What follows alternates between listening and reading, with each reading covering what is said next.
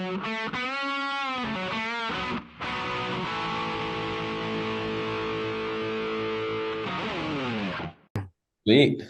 Right on. Welcome to OFX Podcast. I'm Dave Claxton, and you will notice right away that Bethany looks like crap. Oh, terrible. In actuality, we're doing like a special Spartan one, and Bethany unfortunately had some previous engagements, family stuff, so she couldn't make it. So I thought, how do I replace Bethany? And I brought in my two boys, Chris Oates, John Cross, who, if you listen to the podcast, you've probably heard about before. Reason being, we're all going to go to Blue this weekend. We're going to have a run on the sprint together. John and I are going to run the sprint with Chris, but Chris is going to go and do the entire trifecta. So actually, why don't we start there? Chris, why are you doing that? Like, what's the point? I'm not too sure. I thought it was fun last year, and so I thought I'd relive it and just to confirm what I felt last year if it was just as good. So, weekend away, right? Well, it should be good, but I think we'll start because you guys. I don't think you guys have ever been on a podcast before, have you? No. All right, No. so we're gonna start. We'll start with a little background, actually. And I thought, rather than get too carried away, why don't we just start with? We'll start with John. John, what was your first? And we'll go with first Spartan experience.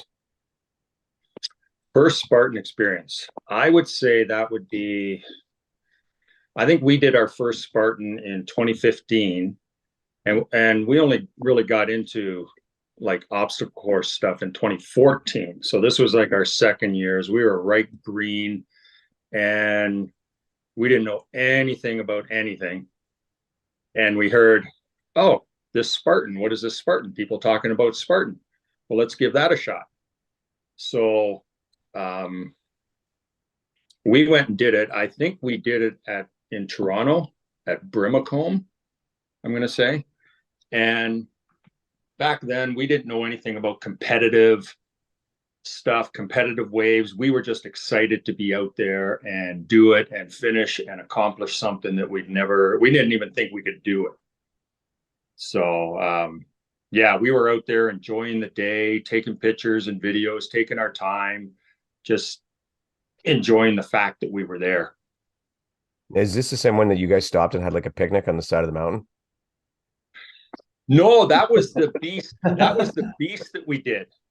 And I think, where was that one? Our first beast, I think, might have been in Quebec, because we were trying to shoot for the trifecta, which at the time was really exciting. And they didn't have a beast near us in Ontario. So the closest one was, Mount St. Anne or something like that in Quebec, which when you're just green in OCR it's like Mount Doom you're looking at.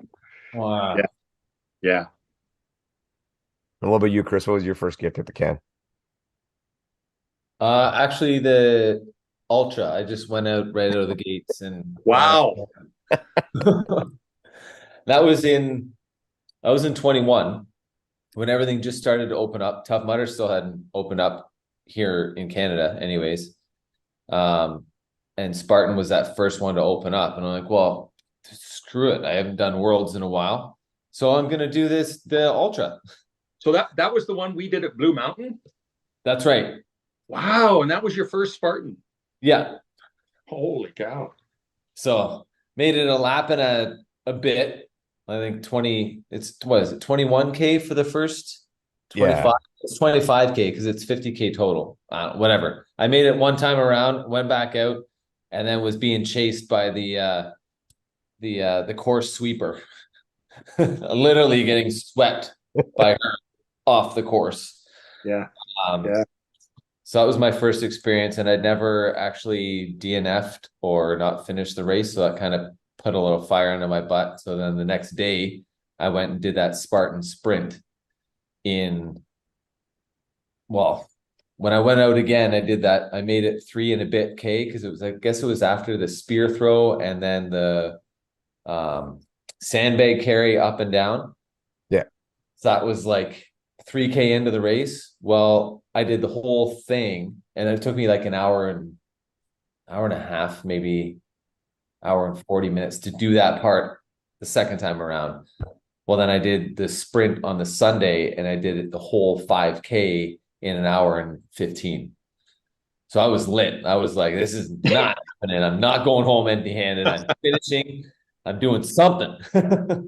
So I remember that because I raced age group that day, and I remember just the difference between. I mean, like I was there when you guys were doing your beast, and yeah, God knows I wasn't going to do it, but so seeing what you guys went through, and then and especially Chris, seeing your kind of demeanor and how it's disheartening. Anytime you get a DNF in anything, it sucks. yeah, But then the complete 180 swing in like your atmosphere about you after finishing just the sprint, and like it's like, okay, I've redeemed myself in a way. yeah, yeah. That's Yeah. better. That's better. So, So yeah. and John, you kicked on that ultra too, right? Yeah, I gave it a shot, but You were injured around that time, if I'm not mistaken. I had some knee issues. Yeah. So, Oh yeah. I was an idiot to think that I was going to do an ultra, especially on that mountain, um, and survive it. So for me, I was going really, really slow on the downhills because my knees just couldn't take it and I wasn't going to push it. And I didn't even make the cutoff. So, but I was okay with that. Yeah, I you was kind of okay. had that in your mind going in. Yeah, I wasn't expecting much. Yeah. So, That said, you've done ultras before though. You got a couple of belt buckles, so yeah, I've had 6 attempts and I've had 2 DNFs on there. So my first one was at Owl's Head, which again was a dumb move. And I missed. notoriously one of the most brutal ultras. Yeah, yeah, it's a nasty hill. I wouldn't even want to really ski down that thing, but um, I missed the cutoff by about 5 minutes or so, which is a little disheartening. But I was having some injury issues, and then I immediately signed back up for the closest one, which was the following spring in New Jersey, and went and did that one. And that was probably, I would say, my best Spartan experience. Just completing that, the emotion of, you know what, I got beat before, but now I beat it, and that was probably my best experience, I think. Well, I might as well chime in because I don't think I've ever talked about, like, definitely not online or anything in the public. I don't think I've ever talked about my first Spartan race other than to say I did it. It was actually in 2013. And Oh, yeah, so it was strange because, and I talked this part about before, where 2013, I did a Tough Mudder and I did a Spartan. And then I never did another one till 2017, even though I enjoyed them both. But so 2013, I went out and I did Spartan with some family. It was just a sprint, and I believe it wasn't Mount St. Louis, but it was up in that area, right up near Barrie, kind of that area. Whatever ones were up there, I can't remember back at the time. And yeah. I mean, we were going slow, right? Because I was going with family, so I didn't really have a problem with any of the running. The terrain wasn't that bad. We did go through like a river where it was like chest deep, watery mud, and that was the first time I ever did anything like that. And that was kind of offsetting. I was running in like Walmart sneakers and a bathing suit, like a cotton shirt, like complete rookie everything. Um, and I think probably some people might be surprised. I think I failed almost every obstacle other than the spear throw. Like I hit the spear for some unknown reason, but I failed the monkey bars. I failed the rings. I failed like every hanging obstacle, which is very strange from where I'm at now. But it was like, yeah, I failed so much. They even had the only other thing I did well on was they had the gladiators at the end, and I just ran straight through those guys. But it was it was an experience, man. And like I said, I felt super defeated after because like I can't do a set of monkey bars. Like, what am I, freaking useless? And yeah, so that was, it was a bit inspiring and a bit of a shot to the ego for sure. But yeah, I mean, I had to chime in with my little failure too. And that was just a sprint. So I choked on a sprint, but So with that experience, did that push you away from it? Like, this is not for me, or did it motivate you to want to someday do another one? so at that time, it did get me. I don't. I was like you, right? I had no idea about the competitive side of it. I didn't really know that that existed. This was just a run you went and did, and like an experience as far as I knew. And then when I did the Tough Mudder was the same thing, right? Because Tough Mudder didn't even keep time there. I didn't even know when I did the Spartan that we had time, that it was timed or anything. Didn't click in. I was Oh. completely ignorant of everything. So I was motivated to get to where I could do some things different because I was fighting in judo at the time. So I thought I was fit. Well, I was fit for 5 minutes of a judo fight. I was not fit for, anything beyond that. Yeah. And so it did motivate me to get a little bit in better shape that way. And it came. And then I don't know why it took so long, why it took till 2017 when I did my next Spartan. And then I did the trifecta that year. And I mean, I think I did the sprint at Brimacombe and then the beast and and then the super and the beast at Duntroon at that time. Oh, okay. Yeah, yeah. Yeah. So I mean, then I did that and that was fun. That was cool because I went and did the super and the beast with my son. He was 13, I think, at the time, and around that age, 12, 13. And we did the beast together on the first day. Duntroon, for those of you who don't know, is nice and flat. It's if you're gonna do a beast, it's a pretty easy one to do. Not a lot of climbing or anything. We ran Yeah. together, and I think we got a certain amount of the way through, maybe 16K in, and his legs just died. That we were walking the rest of it because he was not going any further and Oh, he had yeah. not trained. And then we went back to the hotel, and his throat was sore. He could speak. He had a cold. He was a mess. He was all messed up. And I'm like, dude, if you want, we're supposed to do the super the next day. You can just stay here. I'll go do it, and I'll come back, and you just get some takeout, watch some cartoons.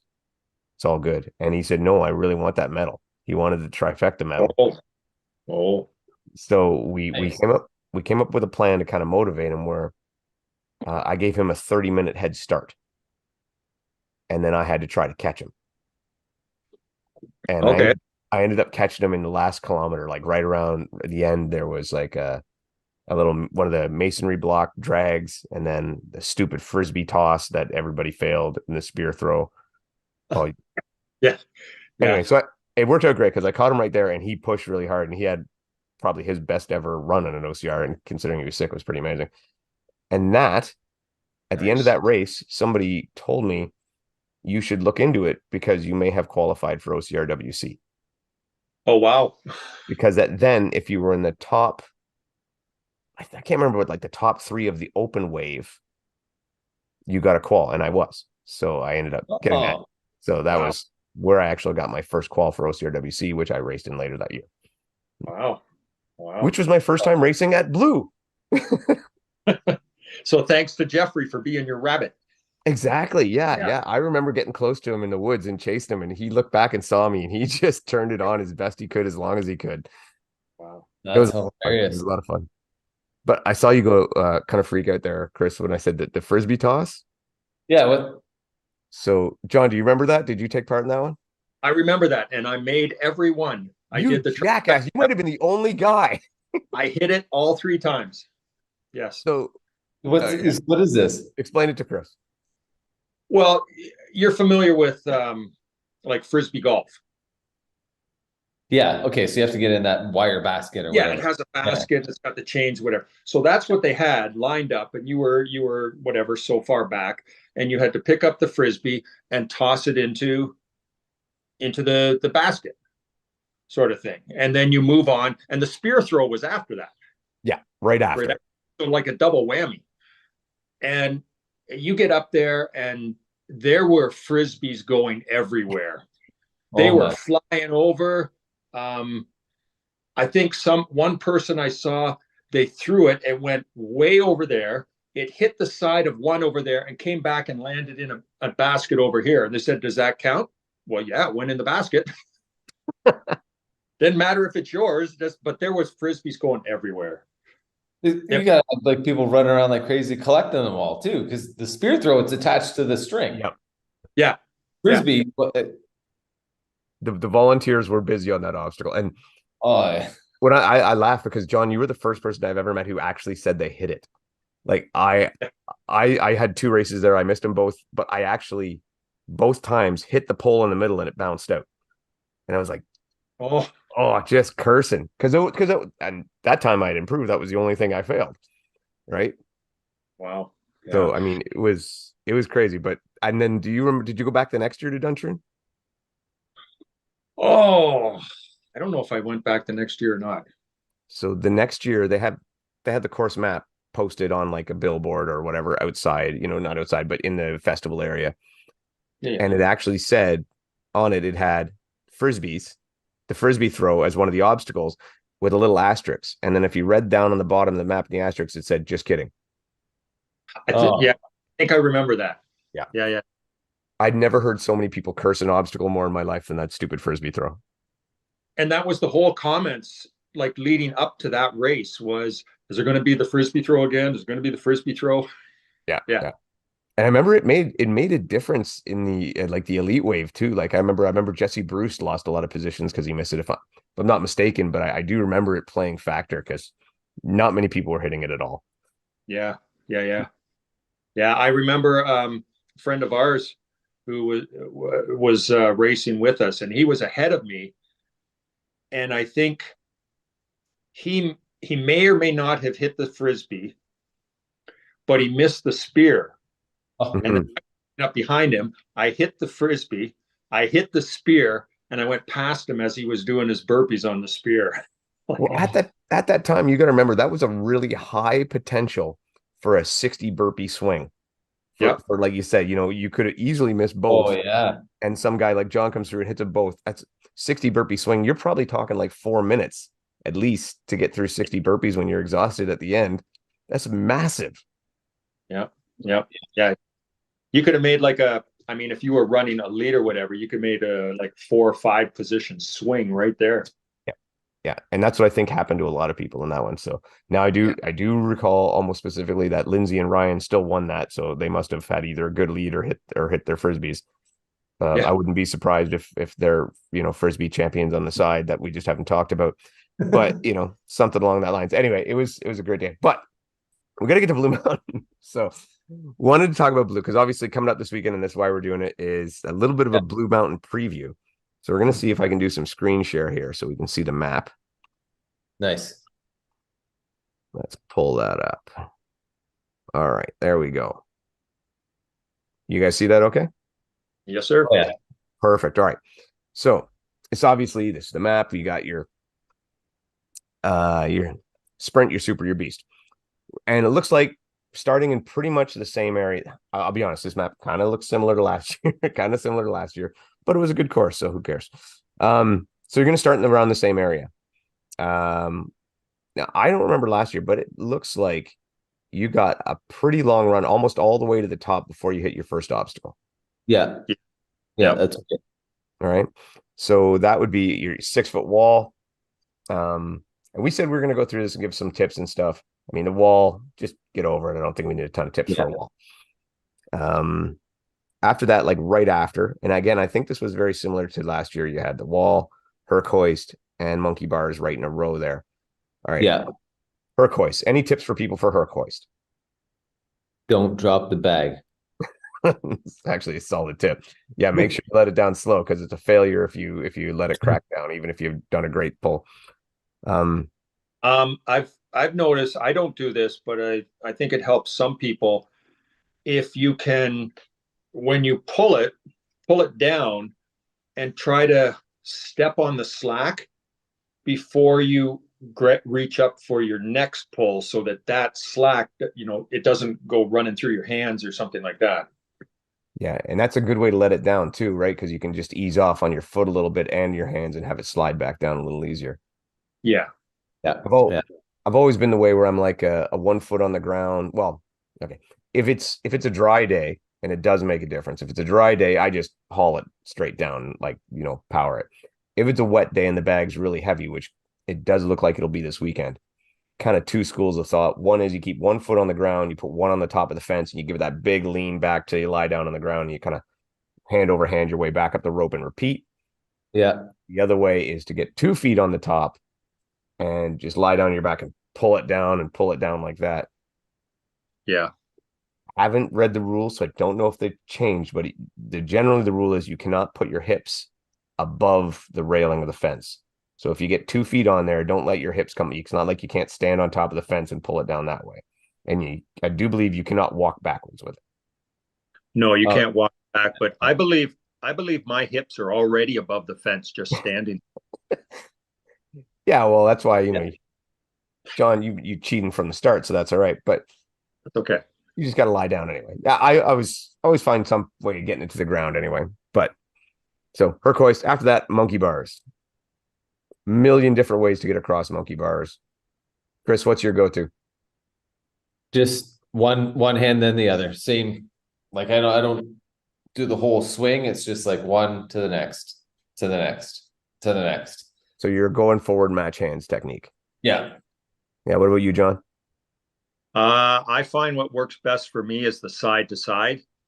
So I'm matching hands, but I'm going sideways. I just get a better reach that way. Do you lock off or do you go full extension? And same with you, Chris, because you can do the same when you go forward. Do you guys lock off or full extension? Well, I lock it. Yeah. Yeah. Um, Typically a lock off. Yeah. So I used to lock off for this, but now because I am a little shorter, in order to skip bars, I'd go side to side like John as well, but I get more swing, enabling me to compensate for a short wingspan. So I go with a little bit of a longer arm reach. And that also maintains my momentum because I've reached so far with the forward arm that once I hook it, I don't have to do any backswing. I just let go with the back arm and it already gives me enough swing to propel me into the next one. Yeah. Yeah. Yeah. I think I'm more like that as well. I mean, Oh, you can't change it now, John. I know, but I'm just thinking, yeah, if I locked off the way I'm doing it, no, it wouldn't work. Yeah. Like I've I, done it that way. If it rains, if it's really wet, I'm pure lock off all the way.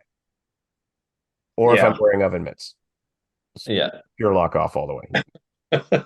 yeah, And this weekend intends to be raining. So what I would take from that for everybody, especially if you're new, and you heard all three of us with the same thing, uh, definitely in the wet, match hands, forwards, backwards, sideways, match your hands.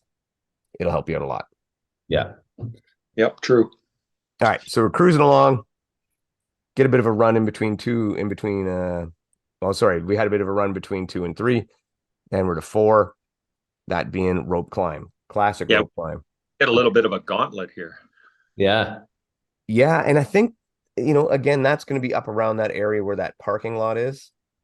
So yeah, you Yep. can drive into that parking lot area and see. So Oh yeah. if you're watching and you want to see some spot where you see some friends do some obstacles, that's a good spot to go. You can actually see them start at the beginning, drive around the side of the mountain, come back up, park there, walk in, and you could see them get through those obstacles.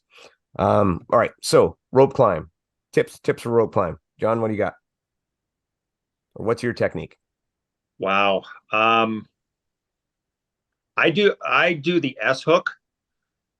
Um, I think that's what you call it. Just kind of wrapping around my leg and reach up as Yep. high as I can, and pull my legs up, wrap again, stand up, do it again.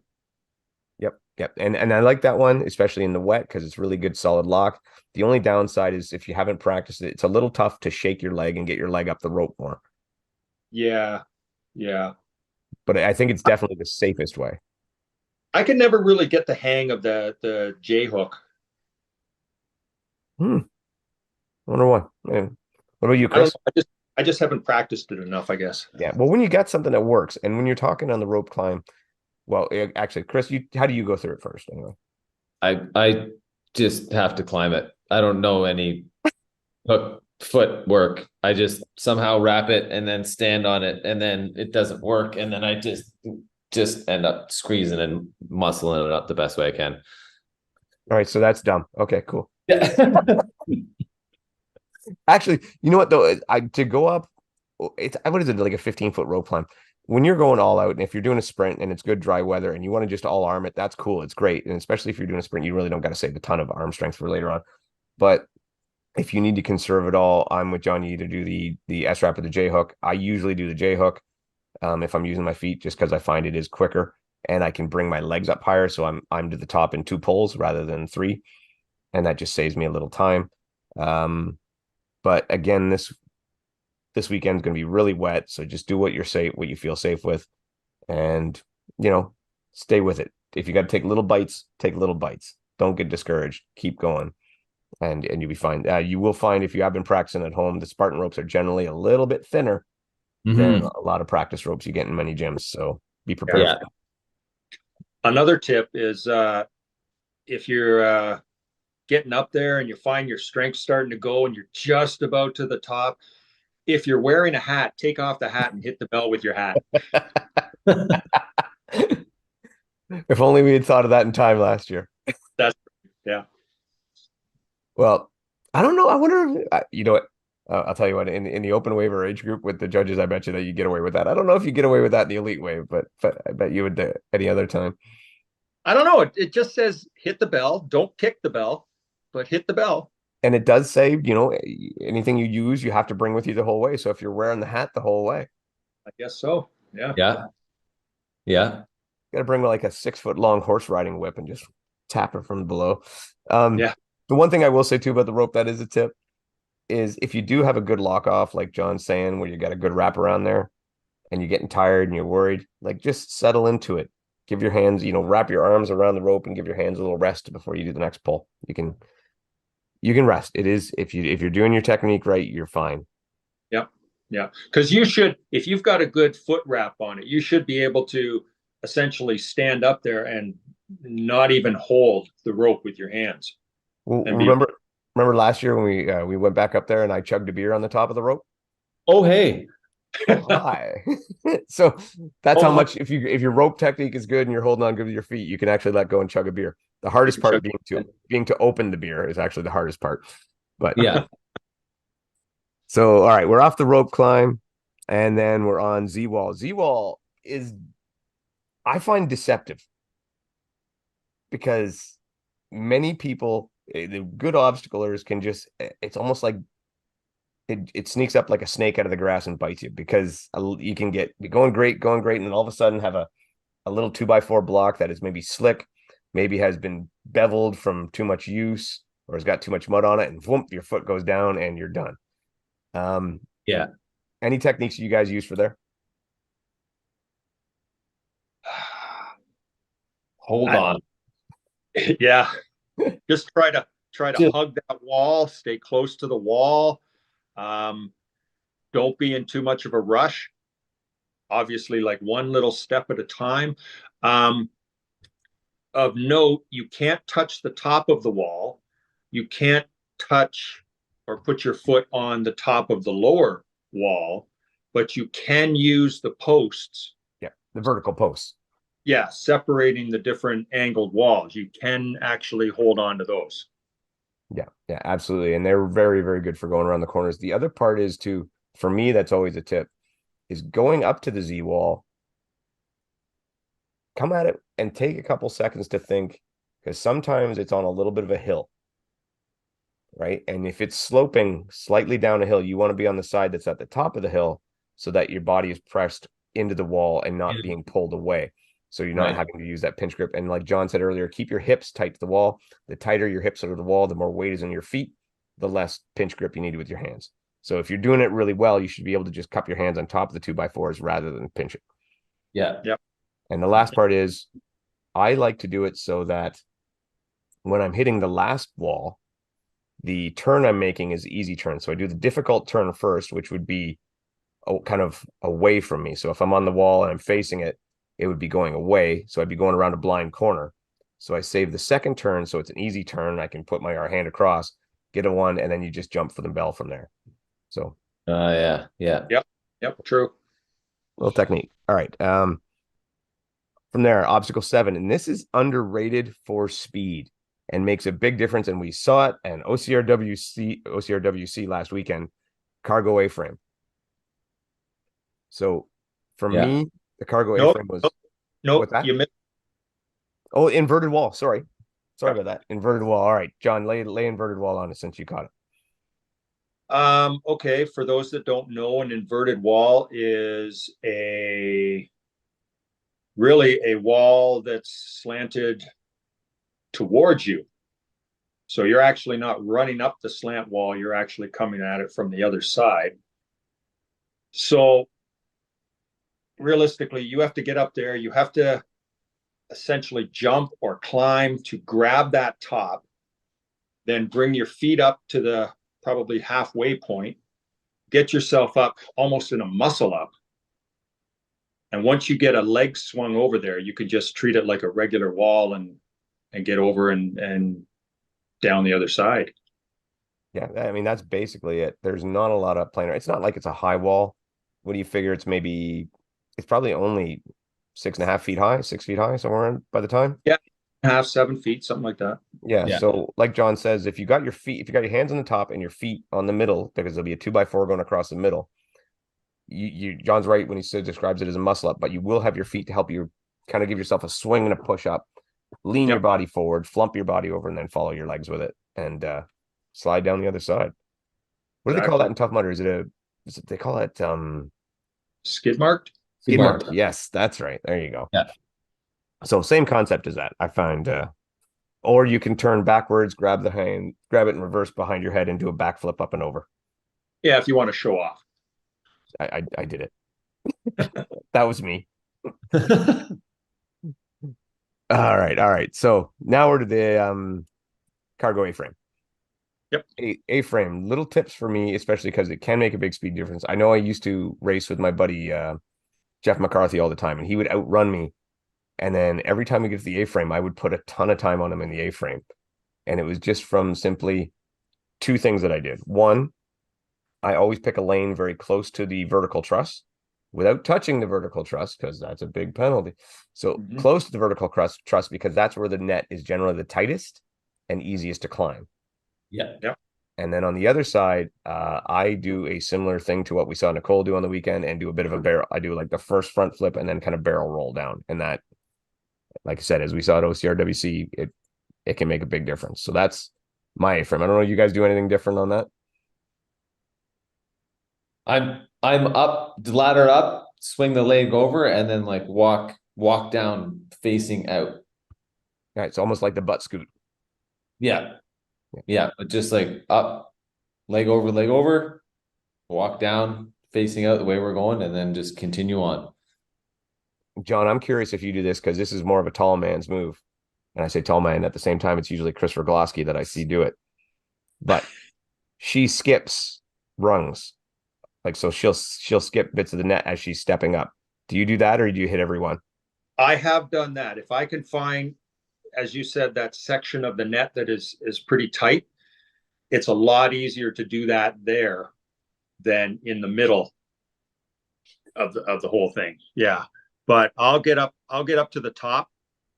I'll always do a front flip over, and depends on if I'm racing, if I'm actually going for speed or whatever, I may do the barrel roll down. That's going to take a lot of courage from a lot of people. Like, even if they do the flip, they're going to go, I don't know if I want to roll down that thing. But if not, I'll just, after the flip, kind of stand up and walk facing outward of the frame, down each strap of the thing, and then off I go. Yeah, it's all pretty good. And again, if you are, because this gets people who are afraid of heights, if you are afraid of heights, just take your time. Just go slow. 3 points of contact. It's really hard to fall off of this thing, so you're very safe. All right. And then rules wise, like I said, the only thing, vertical trusses, they're not supposed to be in play, even though it's very tempting to just use them. Stay away from that. So cargo A-frame. And then at that point, the sprint people are going to cut down. So we'll go back to them later and continue on the super. We'll go for a little run until we get to the farmer carry. I mean, farmer carry is what it is. Yeah. Just grab it, grit it, go through it. I mean, there's, hopefully you've prepared for it. Hopefully you've done your grocery shopping and you're ready to carry a few bags. Generally, the farmer carry for Spartan's not too bad. Couple logs attached with chains. Yeah. I mean, if you're going in there and you're taking your time, pick the light ones. Yeah. It's part of the game. After that, we've got the super will splint off, but beast will carry on. You'll hit armor, and this is after a big run down the hill. So the beast will continue running down the hill, and you'll hit armor. You guys familiar with armor? Have you had to do that one yet? Yeah, I've done armor. All right, lay out armor for it, John. So if I'm not mistaken, armor is, I'm going to say like it's a concrete ball Yeah. with a handle on it, Yeah. on top of it. And basically you have to pick up that thing and carry it down a certain length around a flag and then carry it back. Yeah, it's Uh, it's a big ball and chain. yeah. Yeah. Yeah. So, I mean, my technique is just pick it up like you were doing like a sumo squat or a goblet squat and try to carry it like that. Your feet are out a little bit wide and carry it in between there and just muscle your way around. And that is 90% of the time what I have see people do it and the way I've done it, but I've actually seen people carry it on the side, like a one-handed farmer carry. Oh, And wow. it looked very, I mean, it's going to be tough on your core and odd on the balance, but it did look much faster than that waddle. So, I mean, if you're a powerful person, you might want to give it a shot. Yeah. I'm just wondering how that would affect you. Like, yeah, put you off balance and stuff, but how that might affect you for a little bit of speed later in the race. I don't I know. guess, I guess that becomes, one of those situations when risk reward, right? Does it pay off? Is the juice worth the Yeah. squeeze kind of thing? But that'll be a good one. And Yeah, Yeah. yeah. Chris, you're a pretty strong guy. You're not going to have any trouble with that one. It's not super heavy. It's very doable. No. All right. After armor, we're going to the scrim net Net? low crawl. Was It's a it low just like crawl. Devil's Beard of Tough Mudder? Probably something similar to that. Yeah. Oh, okay. So we're gonna, yeah, it's a cargo net. I think it's either gonna be a cargo net that you got to scrape under, or it'll be a low crawl. Yeah. Now that is back at the top because after you do armor, then you got to shoot back up all the way to the top again before you hit that scrim low net. Yeah, Oh, and yeah. and your soup, you'll be facing this on your super as well as the beast. Yep. Yeah. Yeah. So if it is a low crawl, you got your two techniques really of just crawling or rolling. Depending on the situation and the terrain will depend on what one's fastest. If it's flat and low, rolling is going to work better. Yeah. If it's a little higher and maybe a little dicey in terrain, you're probably going to get better doing a real quick bear crawl. Yeah, by the sounds of it, it's almost like it's just going to be a net on the ground and you've got to get under it rather than like compared to like a barbed wire crawl where you could actually crawl under it or roll under it.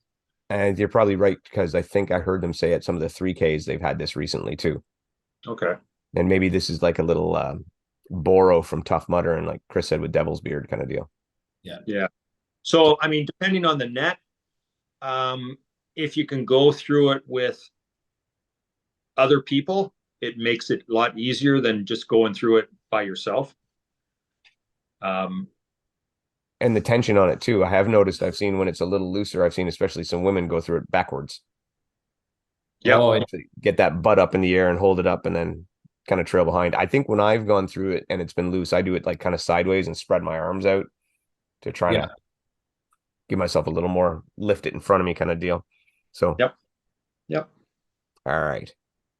Sandbag carry back down the bottom of the hill, I think. Oh, no. We go back up. And then we're back up.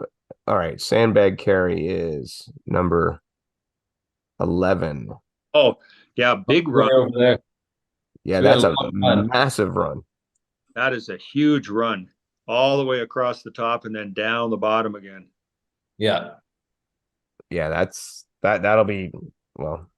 And that's for the beast, you'll do that whole thing for the super you'll cut off earlier, but that's got to be I figure that's got to be about 4K of running. Well, it's the 8K mark just before. No, it's the 8K mark after the low net crawl. Yeah, the 6K was halfway back up the hill. So you probably Yeah. put another 500 meters there. So 6.5, say where you rejoin there. You got 2K there. Yeah. I'm going to say that's 4K. Yeah. Nice. At So least. good long run, which now on the upside, that's going to be fairly flat and then a good downhill. Yeah, Yeah. if I remember correctly, that's actually a really nice trail up there. I like that part of the race last year and with the ultra. Yeah, yeah, yeah. That if they're gonna have a good long run, that's the spot to do it. Yeah. So then you head all the way down, and you will hit that sandbag carry. It's all going to depend how long it is, and if it's a regular sandbag. I don't think they'll be doing a double sandbag. I think it'll be a regular sandbag, which is generally what, about 60 pounds for men, 40 for women, give or take. That's right. Yeah. Yeah, probably be the little pancake ones. Probably be up the hill. Yes, it most likely will be. Yep. Usually up the hill. Yeah, that's what it looks like on the map. And for me, if it's an up the hill thing, sometimes what I like to do is actually rest it straight across my shoulders and use my hands on my knees to help power hike up the hill. Yeah. I don't know if you guys do any little tips or tricks, or you just throw it on your shoulder. What do you guys do? I Same. tried it to the guy walking beside me. Say, here, you take it halfway, and then I'll take it the other half. Yeah, yeah. You do the up, I'll do the down. Yeah, Yeah. yeah. I think it's fair. Nobody's taken up on that offer yet, though. Uh, Yeah, I think I would probably do the same thing. Like try to, because I know I've got more running coming up. I got more uphill and downhill and stuff. So I'm trying to conserve those legs as much as possible. So hands on the legs to help wherever I can. Yeah, definitely. It and I'm always a big fan of that. I power hike whenever I can, sometimes a lot more than running, just to distribute as much as possible. Yeah. Yeah, and I like some people they carry it, especially if it's the pancake sandbags, like in a bear hug. And I don't like that just because it's wearing out my arms, which I'm going to need later in the race.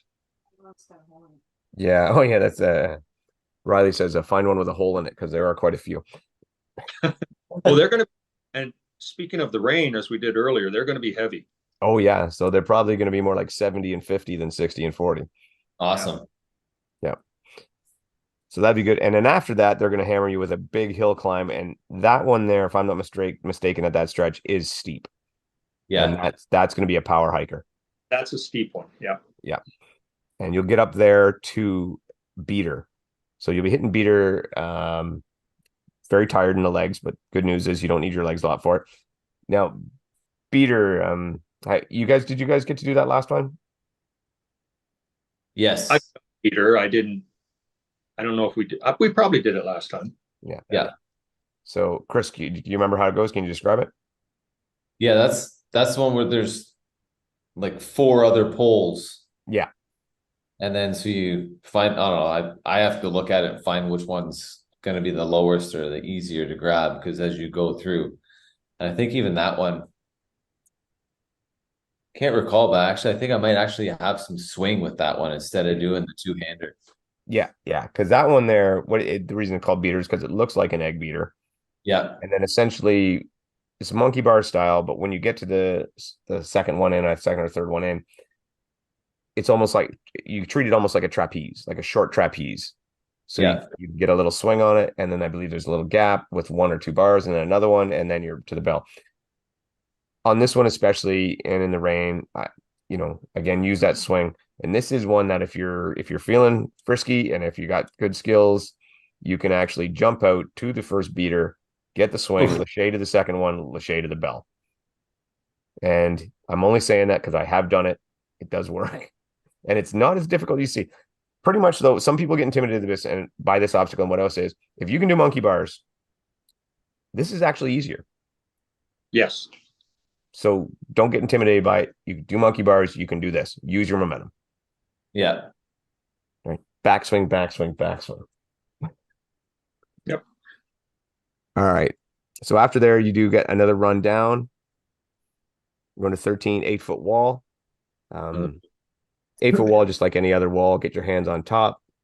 If you cannot muscle yourself up, throw a heel up, get the heel hook, walk your way up. And on the 8-foot wall for the women, there is always the little step about 1.5 to 2 feet up that you can use to prop yourself up there, which essentially turns it into a 6-foot wall. Yeah. Nice. Yeah, not too much to do there. There we're going to go a small climb back down to Tyrolean Traverse. Tyrolean traverse. John, you want to explain Tyrolean traverse? So Tyrolean traverse it's like a slack line, but it's higher. So you're going from one, I guess, sort of like a mini A-frame that you have to climb up and then start working your way across this slack line until you hit the bell about 3/4 the way down, and then you can drop and carry on. You can either go under this line, or you can pull yourself across on top, like slide on your belly and pull yourself across. I personally actually have never really tried the on top method. I just my technique is I get on it, kind of wrap my legs around it, and then pull myself along while walking with my legs, leg over leg, over leg, as I move along, and that seems to work out pretty good. And the reasoning behind walking the legs is if you just let them drag, you're in for some nasty burns on the Achilles. Yeah, yeah, and it's taking more out of your arms when you have to. You're pulling your legs as well, so you might as well walk them, just swing them out and get them going. Yeah, Yeah. This is a spot where, and this is one of the reasons this obstacle and some of the other ones are the main reasons when I do OCR, I wear tights and long socks. yes, It saves a ton of abuse.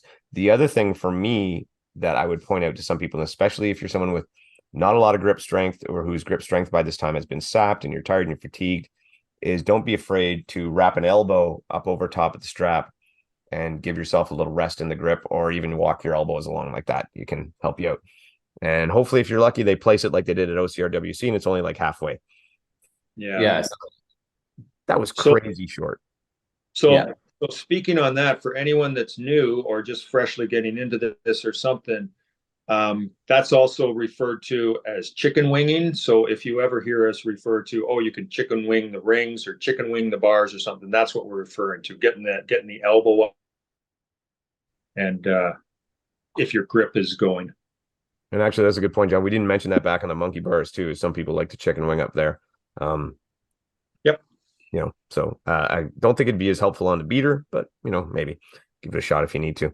I don't even know, get your arm in there. Like, I'd be afraid, like, oh, that's going to break something if I got my arm there. Wow. Yeah. Not my favorite technique, but it can be done. All right.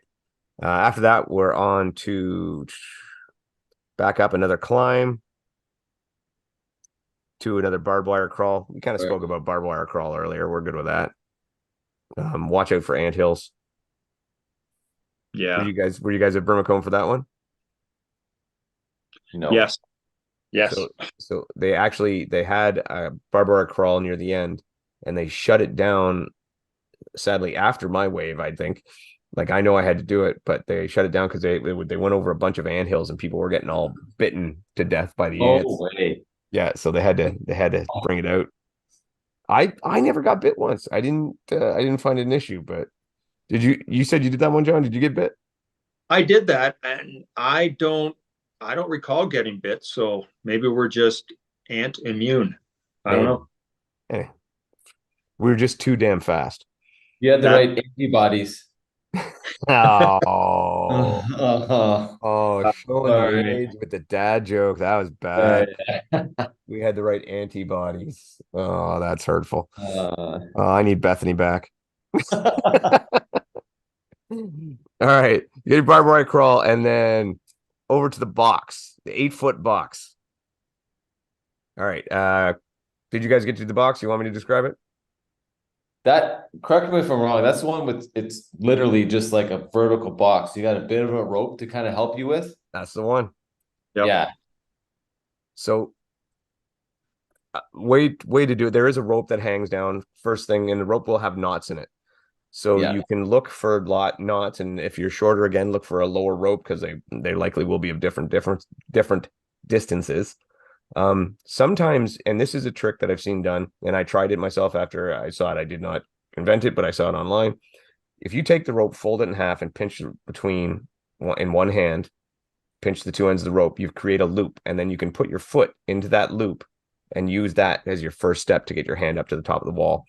And then when you get just up to the top of the box, there will be a piece of scaffold tubing to grab onto and go from there. And then you have your knots on your rope to help pull yourself up, to walk yourself up from there. Nice. All right. And generally speaking, it is an 8-foot box, but I've noticed with the mats they put under there for safety, it has greatly reduced the height and made it a little easier. So I think it caused people a little bit of problems at first, but now they've got it kind of worked out. Yeah. All right. It's a little bit tough. Like if you think you got to climb on top of like a cargo container, and it is a little bit tough making that little over the top. So it is a challenge. For sure. Just remember you got that rope that you can use with your feet. Once you get your hands or say you get up to your armpits, don't forget the rope's still there. You can still pinch it. You can still treat it like a rope climb, wrap your leg around it to give you that push. Yeah. So, yeah. It seems sometimes we get our eye once our eyes don't see it anymore, we forget it's there. Mm-hmm.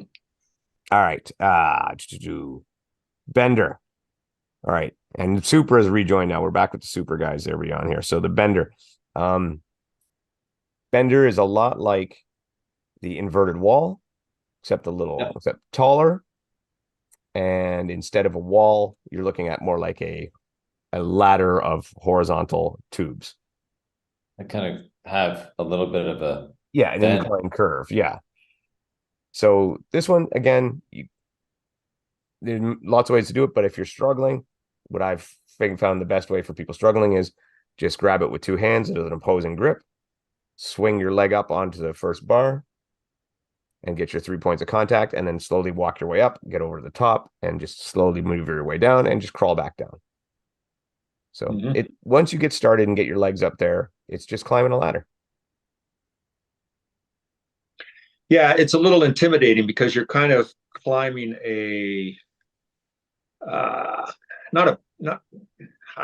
maybe a backwards ladder or the underside of a ladder. Yeah, so it's a little bit because you've got your gravity pulling your weight down towards the ground, and you're trying to climb against that. So it is a little tough.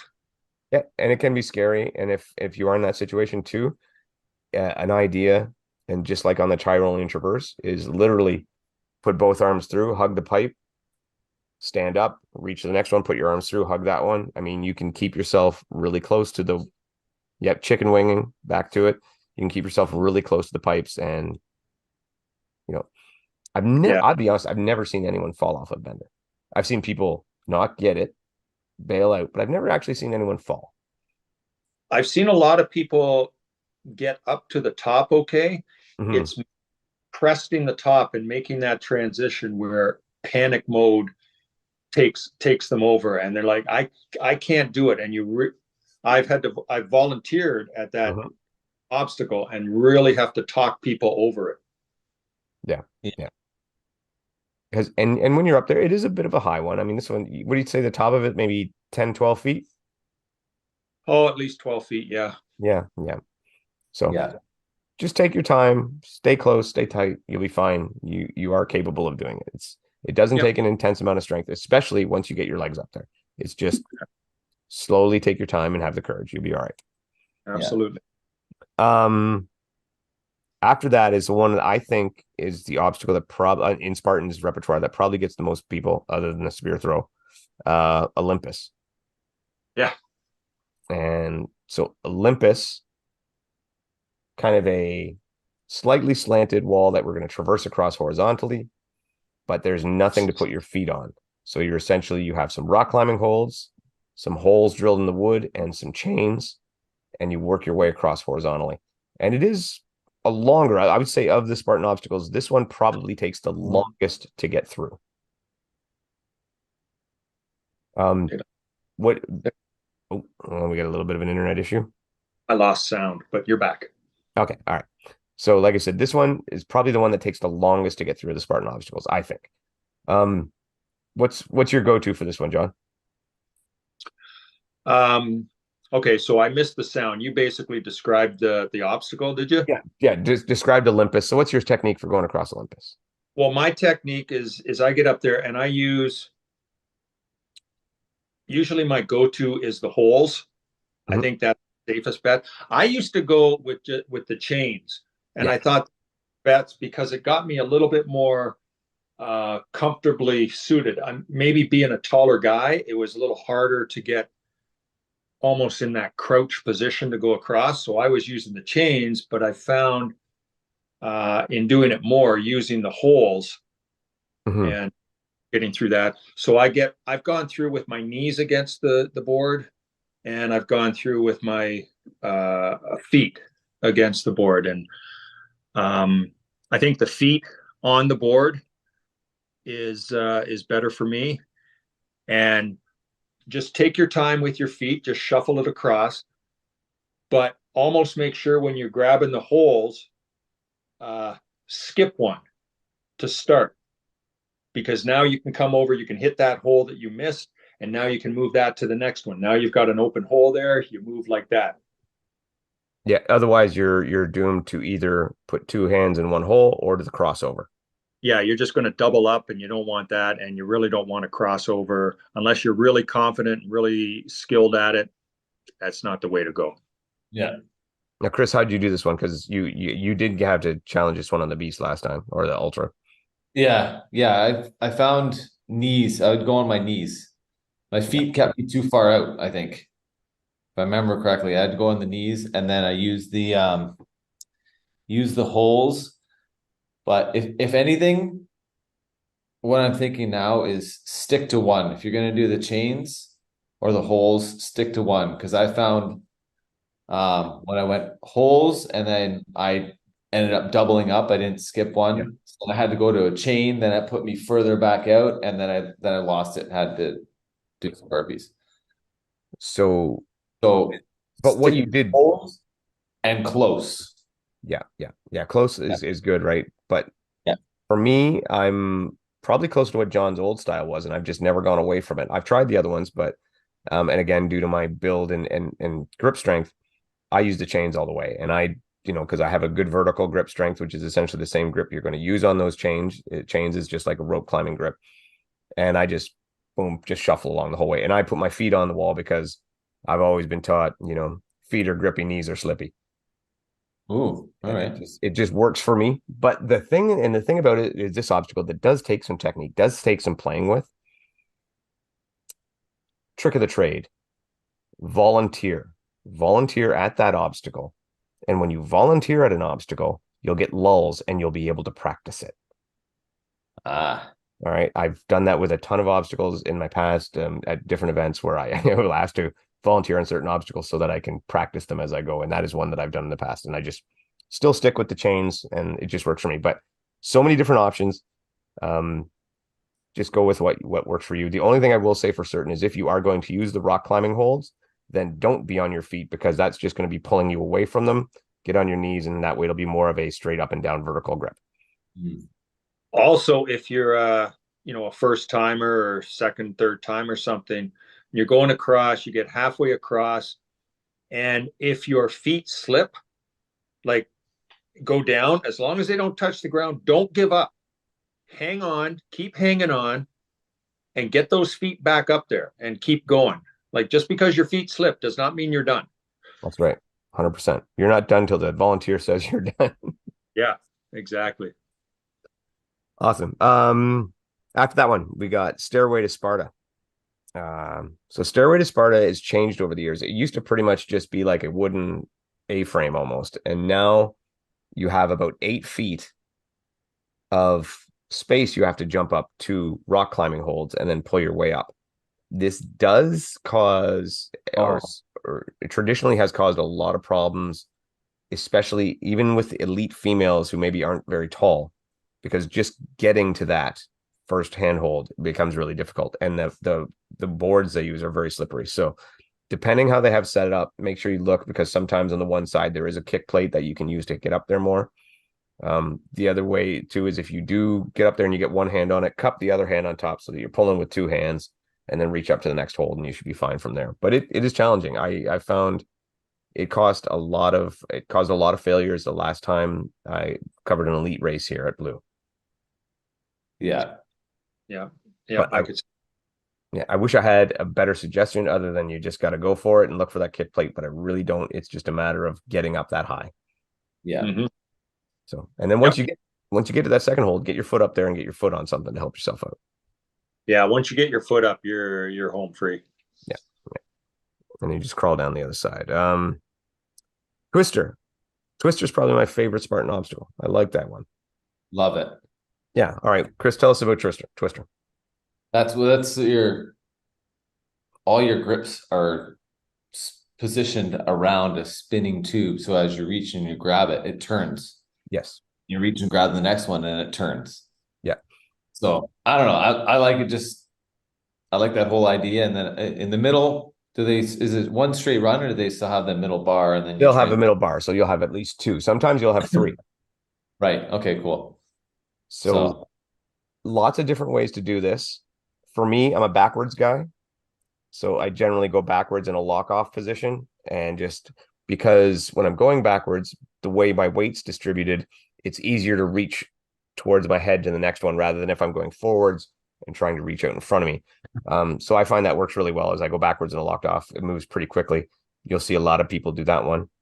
John, I think you do the same way.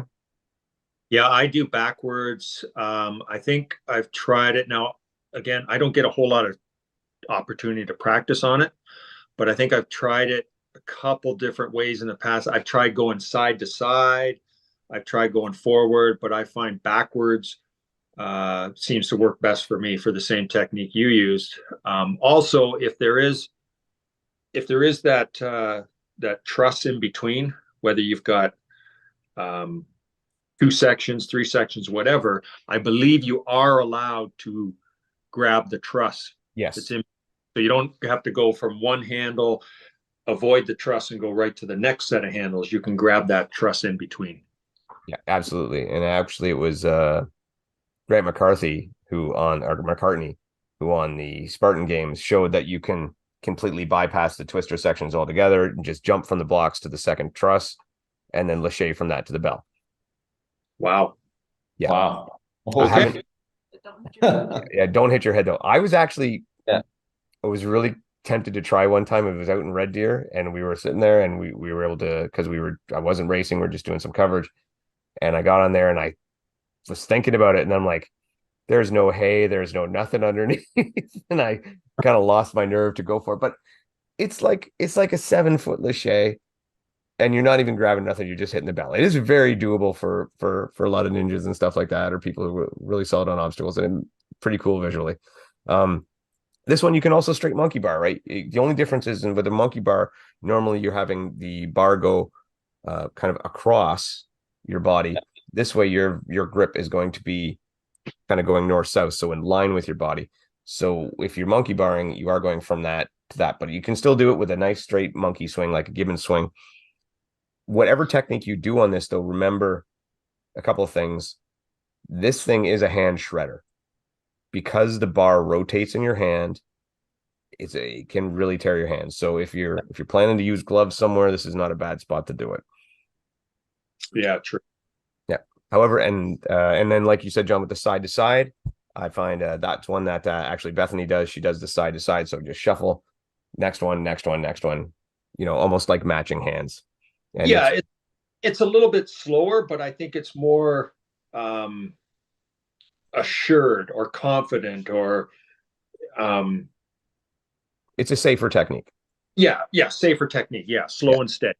And it requires less arm strength because you do not need to be in a lock off whatsoever. The only thing I would say to you is if you're new, remember, you got to have that swinging momentum when you're doing it side to side. So you got to get your hips swinging a little bit. So that way your hand can shoot forward to the next grip. Yeah. Yep. Always get us switched. All right. Hurdles, really jump over the hurdle. Yeah. Not much more than that. Multi-rig. As a general rule, well, actually the rule is Spartan multi-rig now has changed. It used to have those 2 fat ropes at the end that we were famously complained about that they didn't remove the cover that they were supposed to remove and made it slippery, and countless put it this way, anyone who was even on the elite who tried it fell off unless they grabbed it over top. So this is spurred a lot of controversy, but I think because of that, they've gone back to you're about 3 rings. To be fair, you can't say everyone. It was like 3 people. Okay, there was like 3 people out of the people because Riley volunteered at that obstacle that day. There was like 3 people who completed it using the ropes properly out of the entire day. So it was difficult. So they've replaced that now. You've got about 3 rings, a horizontal pipe, and then 2 more rings to the end of the multi-rig.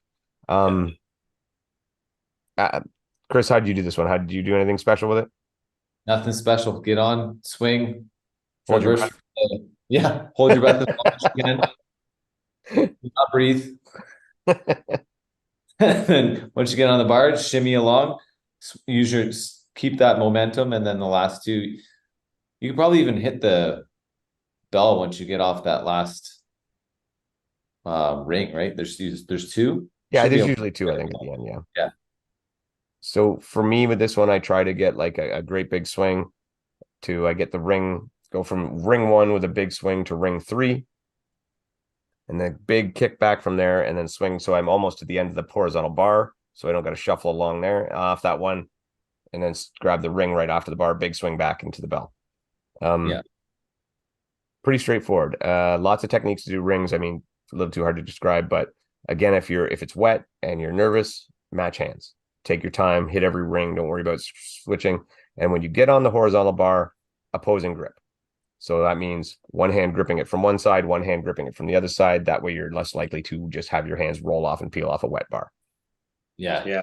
That would be my advice. John, you got anything else for that? For the multi? I would just reiterate what your technique was, especially when you're coming off that bar onto your first ring. Make sure that you get a nice pull back from that, because if you come off the bar to that ring, you're just dead in the water right there. Get that pull back so that you get the swing to the next one or the bell, whatever happens to be there. Yeah. Backswing is so important on any rig. It doesn't have to be a lot. And we have a video of me yelling at Riley. I think it's 6 times in a row. I say backswing, backswing, backswing, backswing. And it is super important for rigs. If you do it, it's just going to make your day so much better. So it's just a little pullback and then you swing forward. After the multi-rig, and this is like, we're getting into that final gauntlet. I mean, you're getting a ton of obstacles now all in a row. You're going to hit another sandbag carry, which is going to be like the other one. It's just going to be a heavy sandbag to carry, probably up and down the hill. That's 2. Yeah, times 2. Yeah, sandbag number 2. And then Atlas carry, which Atlas carry is big cement ball, carry it in front of you, carry it on your shoulder, carry it however you want. It used to be that you would carry it to a flag, set it down, do 5 burpees, pick it up again, bring it back. Now you can just carry it, walk around the flag, and go back. Oh. I kind of this is the one spot where I missed the burpees, because I thought it added to it having to pick that thing up twice. I see. Yeah. Whereas now it's a little too easy. I think I'd either like to see them bring that back or elongate it, make it longer. I find it's a little too short. It is short. Yeah. Yeah, it's not very far at all. Oh, yeah. And if you've never picked up, so these balls, if I'm not mistaken, it's about 90 pounds for men, 60 or 70 for women, 60 or 70 for women. We're in that range, 90 to 100 for men, 60 to 70 for women. If that is, if you're strong enough, you can just sit down, crouch down, muscle it up. If you're not, the technique that I've seen work well is you get down on one knee, and then you roll the ball up that leg. You have your knee down, your other one's on your foot. Then you transfer it off that leg onto the leg that is up, and then you roll it up onto your stomach from there and stand up from that point. And now that technique might work a little bit better this weekend if it's going to be wet, because those balls are slick and muddy and everything. Yeah. Just pick up right from the ground could be a little more difficult. Yeah, and especially because it's usually buried in a little hole too, because after by the time you get to it, it's been dropped in that same spot so many times, it's created a crater. Yeah. By the end of it. So at that point, roll it out of the crater and then do the knee technique and stand up with it. And then just go for a walk. Yeah. Right. Yep. After that will be the vertical cargo net. Now, vertical cargo net is what it says. It's a climb straight up vertical cargo net. Yeah. And it's probably about 1.5 feet wide, and then you go down the other side. I believe Spartan does not have the tabletop for that anymore now. Yeah, well, they used to call that vertical cargo 2.0 or something. Yeah, so I think that's gone. So it has become easier because that tabletop provided a bit of issues for some people, especially again if you're Riley's putting your hand up, especially if you're on the shorter side to get up that was a bit difficult. So I think that's why they did away with it, and now you're just the straight vertical cargo net. I use the same principles for the vertical cargo net that I do the A-frame. I kind of go near the truss where it's nice and tight, and then I do one flip over the edge. If you're not confident with this, don't do the flip over the edge. Just walk over. But I do the flip over the edge and then I kind of bounce off and get straight into the run. But like I said, if you haven't tried that, if you're not confident with it, 3 points of contact, go over, climb down the other side and head. If you're not in the big race, there's no need for that flip other than, just a little saving time. So Yeah. Now, I have heard them say at previous events at the start line, they go over some certain rules, and I have heard them say, do not flip over my vertical cargo net. see, I've never had that, but you do bring up a really important point to sit and listen to the instructions at the start line. Yeah. Yeah. Well, now, do you think that was due to weather, or do you think that was just a particular situation? Maybe they had no padding. I don't know. I think I've heard it a couple of times.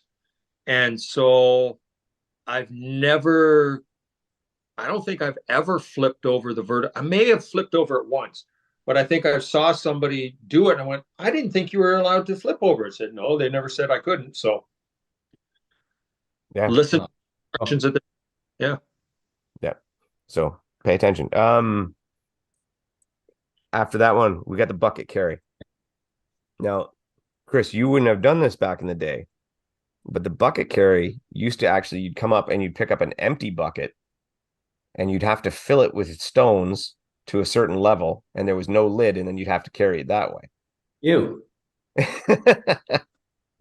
Now, I'm going to wager, now, I'm guessing, John, you probably want it back that way. Want it back that way? Yeah, I thought maybe that might be your jam. I can remember doing it at the Ultra in Jersey, and there was so much chaos surrounding, like people getting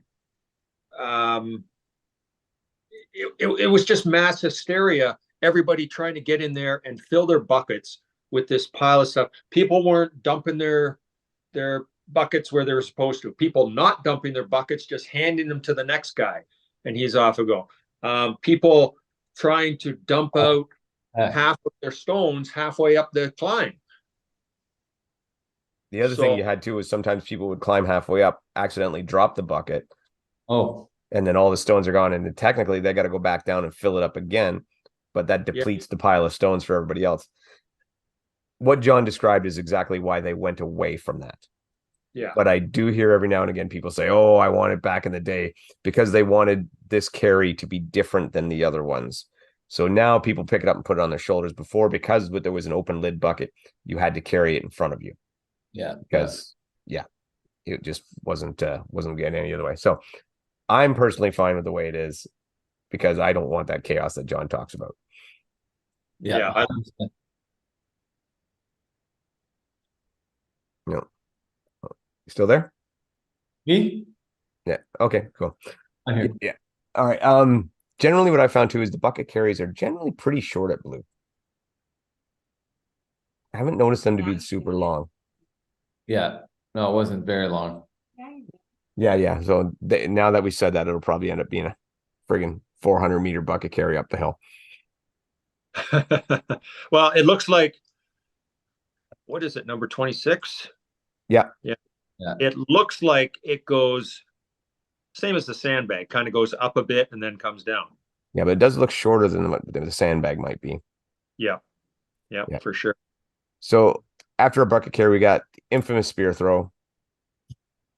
And well, there's no burpees anymore. Well, if you're in the open wave, there's burpees, but if you're in competitive, there's not. You have the loop. Spear throw advice. I don't think Canada has that same spear throw in the States right now with the circular target. I could be wrong, but I don't think we've been upgraded to that point. So I think you're still with the regular spearman with the bigger foam target, which will make it easier. All right. Chris, because I've seen you throw spears at your own place. Any Yeah. any tips for technique? Throw straight. Find that middle spot that's right level, and then I don't know. I don't try and throw it like a ball. I try and more send it just Like a dart. yeah. Yeah. Yeah, not trying to more straight. I don't know. I don't know how to describe it other than throw straight. John, what about you? You got anything? Well, I would say you're coming into that right after a bucket carry. So, that's taxing your cardiovascular a little bit. You've just been working hard. You're coming in that spear throw. Take a few seconds, take 20, 30 seconds even just to just calm down, take it easy, pick up the spear. Now, each spear is going to have a string attached to it, attached to the fence, attached to the string. Make sure all of that string is on the opposite side of the fence, because you do not want to throw that spear and be stepping on half of it when it goes. Just step back. I've always found that you line up your non-throwing arm with where you want it. You're kind of pointing at your target, hold it back beside your ear, sort of thing. And then maybe a step forward if you have to, and then just a little bit of arc and launch it straight, as Chris says. Yeah. Close your eyes and hope for the best. Exactly. Rope management though is super important. I've seen so many spear throws that look like great throws go wrong from still standing on the rope at one end. Yeah, Yeah. get that in front of that barrier. Yeah, exactly. Pull the rope, pull the spear back, and throw all the rope on the other side. Yeah, loosen it up a bit so it's not even gonna get tied into a knot in your throat. And you do not get a do-over. If that spear leaves your hand, that's your attempt. Yeah, yeah. And actually, you know what, John? That's right about pretty much most of the Spartan obstacles. There are some that are mandatory completion that you can retry, like a wall or a crawl, stuff like that. A carry, if you drop it, you can pick it up. But stuff like a monkey bar or something, if you're on a monkey bar and you have your hand on the bar, as soon as your feet leave that pedestal, that's considered an attempt. So don't say, oh, I didn't get a good grip and go back on the pedestal, because that's considered a fail. So once you're committed, go with it. Same with a rope climb. A rope climb even more so, because you might jump up and, oh, I didn't quite have my grip. Well, your feet left the ground. That's your attempt. Yeah. So keep that in mind. All right. After the spear throw, we're into the sprint now. We're in the slip wall, essentially a 45-degree wall with a rope. Run at it as fast as you can, get as far up as you can without using the rope, and then get the rope, grab the rope to pull yourself the rest of the way up. Yeah. Yep. That's about it. Yeah, flat feet seem to help more with that. The more foot you have on it, the more traction you got. Another barbed wire crawl. We've gone through that. Roll, don't roll. I think this one, knowing the position it's in, is probably a good one to roll through. Yeah. And the fire jump. Yep. Fire jump. Fire's hot. Don't touch it. Jump over it. I don't know. Make a good pose, because that's where your picture's getting taken. You've gone through it. Do something snazzy. Exactly. And revel in the fact that you made it. Yes. However, don't twist an ankle landing after it, because that would really suck, considering you're about 5 feet from the finish line. That would make a terrible picture. And that's it. That's the course map. You're straight out. That's the whole deal. Let me go back to here. All right. So before we call it a day, Chris, I know, like you said, you haven't been there that much, but favorite memory of racing at Blue Mountain? The fall views. Nice. It does look nice. I don't know, man. Like the hill is, horrific, running up and down, but I'm just enjoying it. Just out there enjoying it. The obstacles are great. It's well laid out. Like I said, that back part along the trail where it's about that 4K run. Yeah. Beautiful all day. All day. It's just a really great course, great views, especially this time of year with the leaves changing. You get a really good view of everywhere. So, and to that tune, I remember we caught on video Rylan Shadag in the middle of the men's elite race, just hauling and then looking back at the sunrise, just going, wow. Yeah. So what are you, John? Favorite memory for racing at Blue? And it doesn't have to be Spartan, because Spartan owns everything now anyway, so it doesn't matter. I would say, I don't know if it was 2016 or 2017, but having OCRWC at Blue Mountain. I especially like the trails. Like you can see, for anyone looking at the map for this weekend's Spartan, the first downhill for the Beast is going through all that technical trail. I think they're bike, off-road bike and stuff. That is fantastic running through there. Like for myself, I made up so much time running through there and stuff, and it was so enjoyable running through there. So yeah, the ascents are grueling and tough, but the downhills are just a blast. Just cut her loose. John, you're a pretty good downhill. What advice do you got for people running downhill? Don't be afraid to just let your don't be afraid. Don't be afraid just to let your feet go. Like let gravity take over. The more you try to brake, obviously you got to brake a little bit, but the more you have to brake, the harder it's going to be on your knees. Just let it go. If you ever watch a little kid run down a hill, they're all over the place, but they are flying. That's perfect. So style doesn't matter. Your arms would be wailing and stuff like that, but you are hauling butt. It was Mick Girello told me that before. He said, just let the arms flail. Let them go. They're going to go naturally where they need to go. Yeah. Just let them go and keep your feet going. Yeah. Let them swing out there wherever. It doesn't matter how you look. Just if you're fast enough, no one will care how goofy you look. Yeah. What about for you? So for me, I'm going to go back to 2017 OCRWC as well, but it didn't really involve me per se. I was there, but they were trying to line up like a big Team Canada pose. So everybody that was representing Canada at OCRWC get in like a big group pose. And this was right at the finish line near the end of the 15K or whatever. So I can't remember how many. There was like had to be 100 of us. You were probably in the group, John, when they were doing it. I wouldn't be surprised. And then just while we're getting ready to do this picture, some guy pops his head over the slip wall right at the end. And we're all kind of standing there. And as soon as he pops his head up, everybody just goes nuts for him. And this guy might have been one of the last people to complete the race, but he just popped his head up, and the look on his face when everybody was just going absolutely apeshit cheering for him. He was just stunned, and it was overwhelmed, and we cheered him all the way across the line. And it was just such a great, good moment feeling for this guy. And he was so happy and had such a good time. Cause it's hard being near the end, and then to come across to a welcome like that was, I'm sure it just made his day. You could tell he had that. He was almost had like the little teared up thing going, because that 15K just beat you down.